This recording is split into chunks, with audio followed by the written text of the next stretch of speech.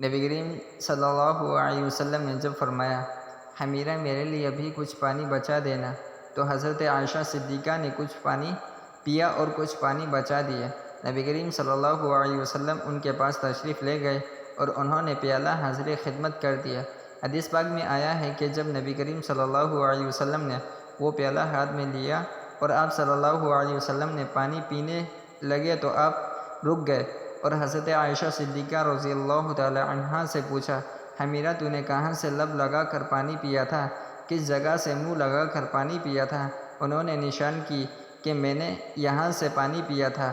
حدیث پاک میں آیا ہے کہ نبی کریم صلی اللہ علیہ وسلم نے پیالے کے رخ کو پھیرا اور اپنے مبارک لب اسی جگہ پر لگا کر پانی نوش فرمایا۔ خاوند اپنی بیوی کو ایسی محبت دے گا تو وہ کیوں کر گھر آباد نہیں کرے گی؟ اب سوچیں کہ رحمت للعالمین اور آپ صلی اللہ علیہ وسلم کی ذات مبارکہ ہے، آپ سید الاولی ہیں والآخرین ہیں، اس کے باوجود آپ صلی اللہ علیہ وسلم نے اپنی اہلیہ کا بچا ہوا پانی پیا۔